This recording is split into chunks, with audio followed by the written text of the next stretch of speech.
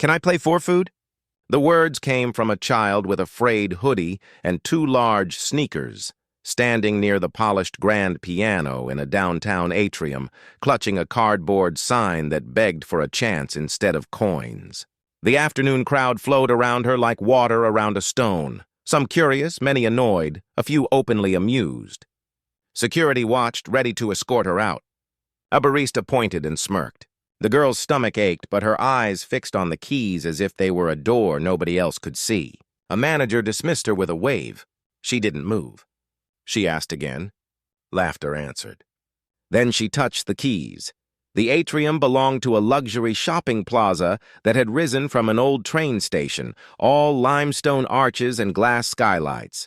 It welcomed the city's powerful and hurried, the ones who measured afternoons in meetings and espresso shots. A grand piano sat near the center, unused except for weekend recitals that featured students whose parents signed them up months in advance. It gleamed like a promise, beautiful, important, and reserved.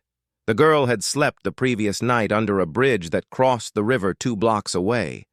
The concrete rumbled with traffic until dawn, and the air smelled of cold metal and damp cardboard. She kept a backpack tucked under her arm because losing it would mean losing everything. 2 shirts, a sketchbook of melodies written in pencil, and a photo of her mother. Her mother had once been a housekeeper before an injury took her job and debts took their home. The girl had learned quickly which soup kitchens opened late and which doorways were safest. She also learned about invisible fences, the ones built from stairs in stores, sighs in lobbies, and clipped tones in museums. Every glance told her this place wasn't meant for her. But the piano? That was an old friend. Years earlier, a volunteer had shown her middle C, and something inside unlocked. She taught herself in stolen moments, finding freedom in sound when the world denied her space. Hunger had brought her here. Memory held her still. Midday sunlight poured through the skylight and spilled across the piano.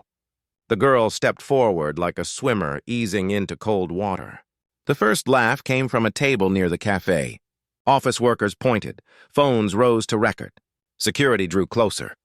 Her sign wasn't asking for money. It only asked to play for food. But the rules of the plaza weren't written for her. Racism, she knew, often arrived dressed as concern. It asked for credentials she didn't have, reminded her of proper forms, and reserved patience for others while demanding her silence. The manager gestured toward the exit. The invisible fence grew tighter. Seconds mattered, and she had them. A custodian slowed the manager with small distractions, a mop, a caution sign, anything to create a pause. She placed her sign on the ground, lowered the piano bench, and took a deep breath. Her hands touched the keys and released a chord that sounded like the sky opening. Conversation stopped. The atrium shifted. The melody braided blues with lullabies, turning the hum of daily life into harmony. The crowd leaned closer, caught between disbelief and awe. The manager advanced again, arm lifted to end it, but she didn't falter. Her left hand rolled like a river. Her right hand climbed like sunlight. She shifted keys, widened the sound, until her music became too vast to silence. A child pointed, eyes shining. Students on a balcony traced her notes. The custodian leaned on his mop, listening with tears he didn't expect. Even the manager's raised hand looked foolish against the cascade of impossible beauty pouring from a hungry girl's hands. The final chord landed soft, ringing through glass and marble. For a moment, no one moved. Then applause broke, rain-like, impossible to stop. Afterward, the receptionist offered food. A mother gave her a scarf. Coins and bills appeared not as pity, but as tribute. The manager retreated, but everyone else knew the truth. This child had rewritten the rules of that space. Videos spread online, sparking debates about talent, poverty, and who gets to belong. For the girl, none of that mattered. She had played, and the world had listened. Her story didn't erase injustice overnight, but it planted doubt in certainty. It asked the city a hard question.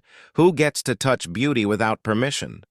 She didn't play to prove her worth. She played to announce it. And for a few unforgettable minutes, a plaza that thought it owned a piano learned that music belongs to whoever is brave enough to ask to play. Talent is universal. Opportunity is not. The next time you walk past someone unseen, ask yourself, what extraordinary thing might be waiting on the other side of their courage?